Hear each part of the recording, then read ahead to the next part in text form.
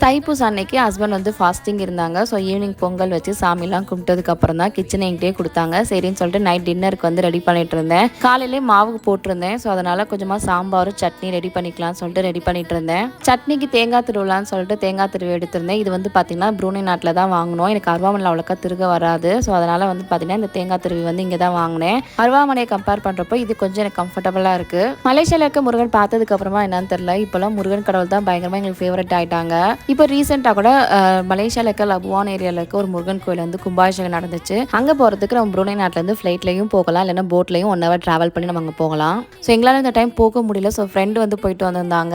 So அவங்ககிட்டேருந்து அந்த பிரசாதம்லாம் வாங்கும்போது ஒரு ஹாப்பி ஆகிடுச்சு எங்களுக்கு. நம்மளால் முருகனை தேடி போய் பார்க்க முடியல அப்படிங்கிறப்போ முருகன் நம்மளே தேடி வந்திருக்காரு அப்படின்னு நினைக்கிறப்போ ஒரு மாதிரி சந்தோஷமாக இருந்துச்சு எங்களுக்கு. சாமி கும்பிட்ட உடனே பொங்கல் எல்லாம் காலி பண்ண ஆரம்பிச்சிட்டாங்க. ஸோ அதுக்கப்புறம் லேட்டாக தான் டிஃபனே எடுத்துக்கிட்டோம். இருக்கிற பொங்கலை வச்சு எல்லாரும் சேர்ந்து சாப்பிட்டு டின்னரை முடிச்சிட்டோம்.